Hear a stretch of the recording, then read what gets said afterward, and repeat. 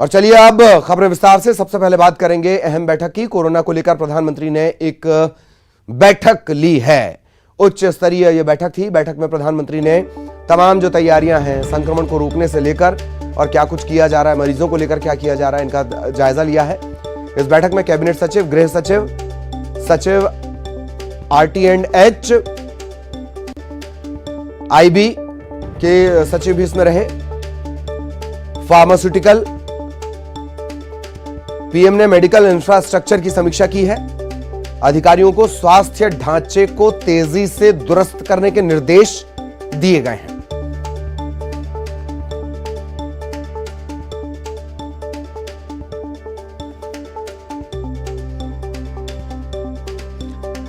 तो प्रधानमंत्री मोदी ने उच्च स्तरीय बैठक ली है। बैठक में तैयारियों का जायजा लिया गया, खास तौर पर स्वास्थ्य से जुड़ा मेडिकल इंफ्रास्ट्रक्चर, इसकी क्या स्थिति है।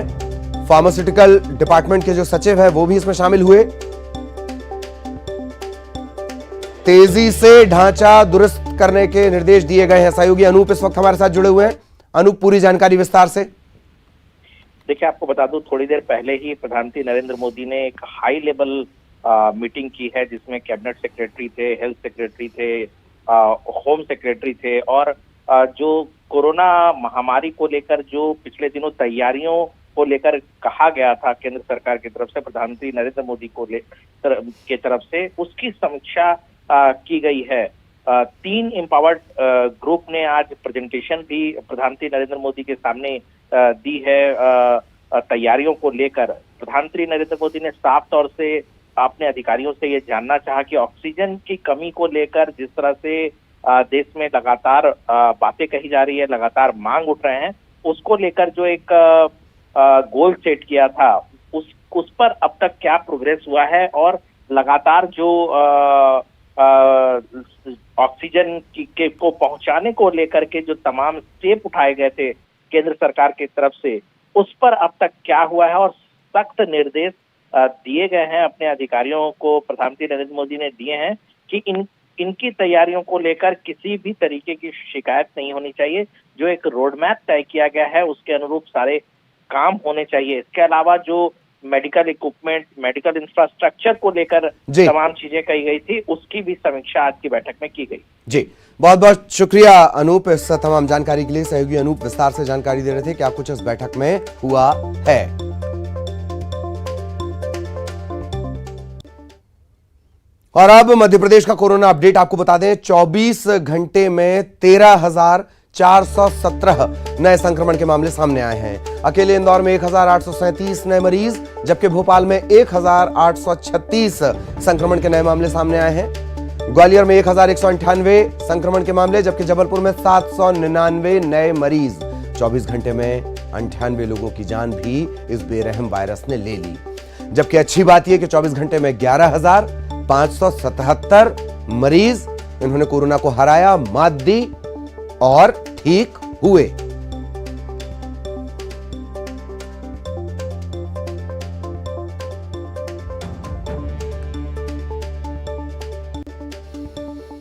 और इधर सीएम शिवराज सिंह चौहान बीना पहुंचे। यहां उन्होंने चक्का गांव में बन रहे कोविड अस्पताल का निरीक्षण किया।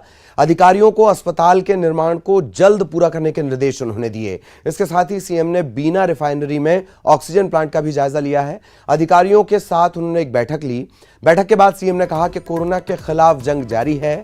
कोरोना मरीजों की हर संभव मदद करने के लिए सरकार प्रयास कर रही है।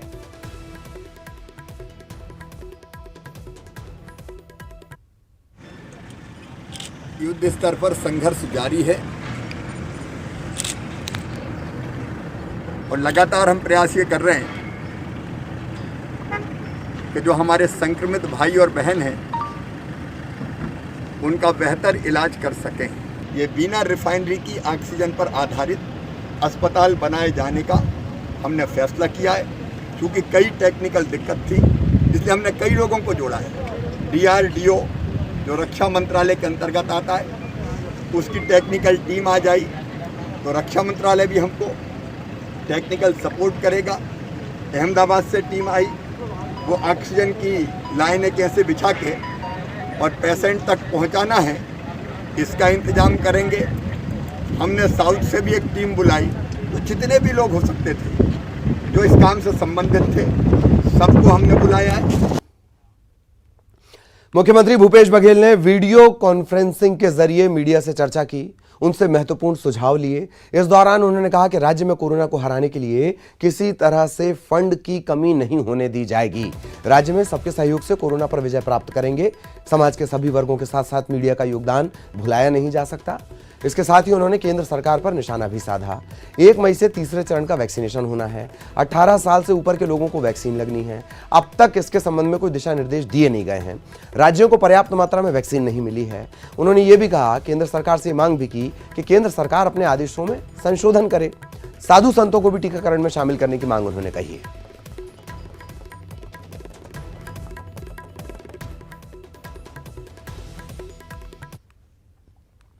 रायपुर से बड़ी खबर, रक्षा मंत्री राजनाथ सिंह ने राज्यपाल से चर्चा की है। राज्यपाल अनुसुईया उइके से उन्होंने चर्चा की, कोरोना की स्थिति को लेकर जानकारी ली है।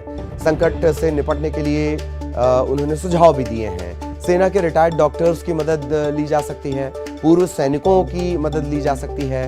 हम जब आत्म अनुशासन की बात कर रहे हैं तो पूर्व सैनिक से बड़ा अनुशासित कौन होता है। बहरहाल रक्षा मंत्री से चर्चा के बाद राज्यपाल ने मुख्यमंत्री से भी बातचीत की और सुझाव निर्देश जो रक्षा मंत्री से उनकी चर्चा हुई उसके बारे में बातचीत हुई। सीएम ने सुझावों को बेहतर बताया है।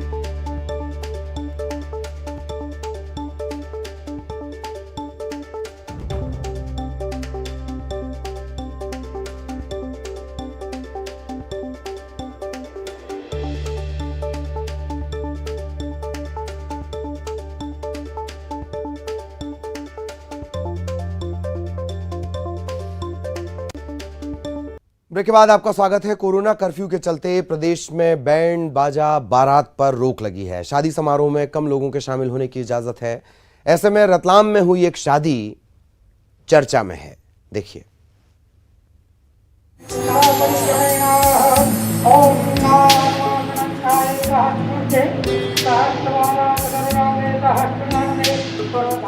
लाल जोड़े में नहीं, पीपी किट में सजी है दुल्हन। शेरवानी में बंठन कर नहीं आया दूल्हा, पीपी किट में आई अनोखी बारात। जिस शादी में सबकी सांसें अटकी रहीं, जिस शादी में आई लाख अड़चने, जिस शादी में 2 दिलों के धड़कने से ज्यादा इस बात पर धड़कन बढ़ी रही कि 7 फेरे होंगे भी या नहीं। मंत्रों से ज्यादा मिन्नतें हो रही थीं, कोई फिल्मी कहानी नहीं है ये। रतलाम में हुई कोरोना काल की ये सबसे जुदा शादी। पीपी किट में हुए 7 फेरे, पीपी किट में निभाई गई शादी की सारी रस्में। लड़के वाले हों या फिर लड़की वाले या पंडित जी, सब पीपी किट पहने हुए थे। सवाल है कि नौबत आई क्यों। बारात तो ये यहीं पे परशुराम विहार है, मेडिकल कॉलेज के पास में, वहीं से आई है और पॉजिटिव ये 19 तारीख को आए थे। कोरोना काल में शादी पर कई जगह पहरा है। कहीं शादी की रौनक पर बंदिशें हैं भारी, तो कहीं बढ़ते संक्रमण में 7 फेरों की इजाजत ही नहीं। लेकिन रतलाम के आकाश बोरासी और नेहा की शादी इन सब से जुदा है। दरअसल पुणे में इंजीनियर आकाश बोरासी शादी के लिए रतलाम आए थे। इस बीच आकाश कोरोना संक्रमित हो गए। 19 अप्रैल को आकाश की रिपोर्ट पॉजिटिव आई थी। घर कंटेनमेंट जोन बन गया था। शादी की तारीख तय थी, 26 अप्रैल को शादी होनी थी। अब कोरोना पॉजिटिव दूल्हा भला कैसे 7 फेरे ले सकता था।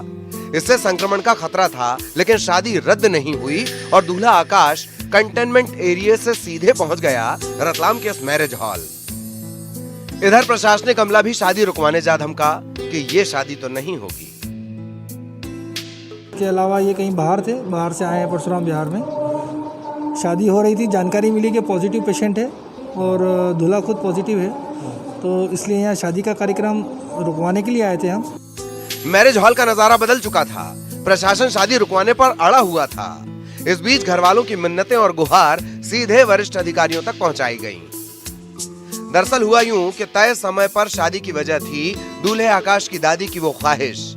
आकाश की दादी हार्ट पेशेंट है, उनकी तबीयत ठीक नहीं और वो अपने पोते की शादी होता देखना चाहती थी। दादी की ख्वाहिश को पोता भी अनसुना नहीं कर पाया।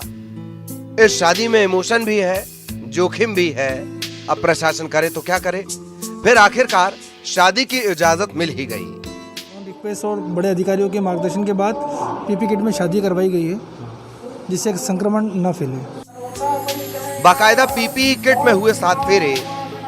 पीपीई किट में 7 जन्मों के बंधन में बंध गए 2 दिल। शादी रुकवाने आए प्रशासनिक अधिकारी आशीर्वाद देकर लौटे। महामारी में मैरिज की अजीब दास्तां है। वैसे अंत भला तो सब भला। रतलाम से सुधीर जैन के साथ bureau report, news 18 Madhya Pradesh Chhattisgarh.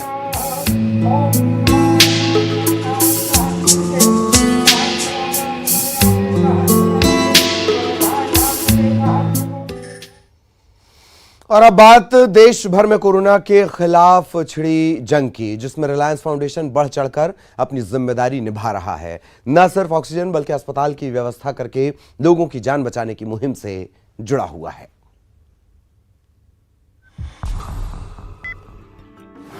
RIL का हाथ देश के साथ। मौत नहीं, अब जिंदगी की बात। ऑक्सीजन भी, अस्पताल भी। कोरोना की जंग में आरआईएल। जब अपनों का है साथ, फिर डरने की क्या बात। हम बात कर रहे हैं पूरे देश में कोरोना के खिलाफ चल रही दूसरी लड़ाई की, जिसमें रिलायंस फाउंडेशन ने भी अपनी कमर कस ली है। इस लड़ाई को जीतने का सबसे बड़ा हथियार है अस्पताल, ऑक्सीजन और इंजेक्शन। तो पहले बात अस्पताल की।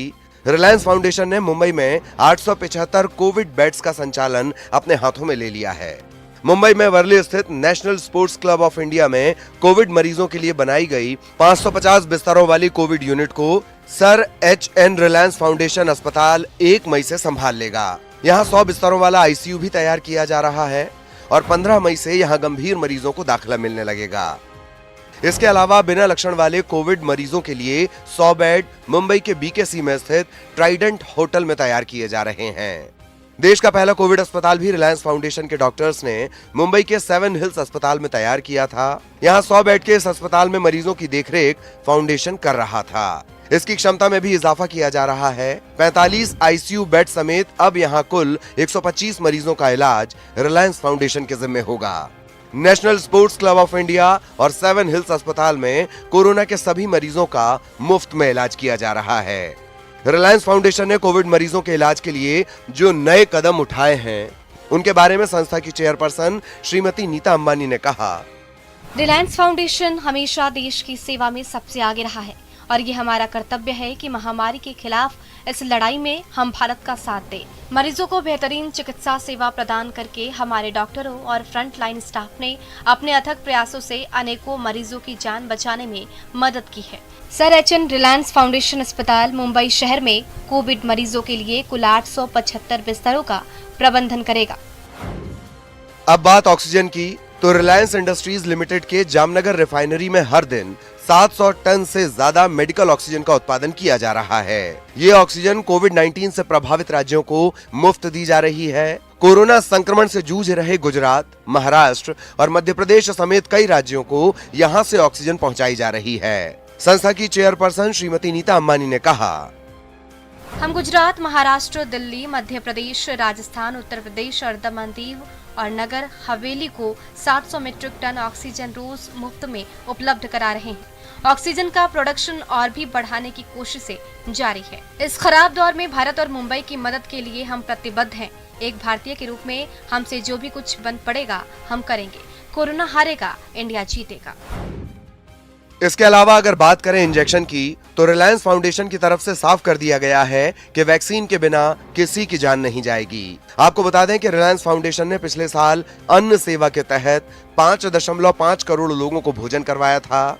ये मुश्किल वक्त में दुनिया का सबसे बड़ा भोजन देने वाला कार्यक्रम था। अब एक बार फिर कोरोना के खिलाफ लड़ाई में रिलायंस फाउंडेशन देश के साथ खड़ा है ताकि देश को जिताया जा सके। Bureau report, news 18 network. और तमाम लेटेस्ट और ताज़ा खबरों के लिए आप हमसे सोशल मीडिया पर भी जुड़ सकते हैं। हमारे तमाम बुलेटिन, वीडियो आप वहां पर भी देख सकते हैं। आप टाइप करें hindi.news18.com इसके अलावा यूट्यूब पर न्यूज 18 MP छत्तीसगढ़, फेसबुक पर भी आप जुड़ सकते हैं /News 18 MP /News 18 CG के जरिए। ट्विटर हैंडल है @News 18 MP @News 18 CG। इसके अलावा हम इंस्टा पर भी हैं @News 18 हिंदी के नाम से। और इसी के साथ इस बुलेटिन में इतना ही। नमस्कार।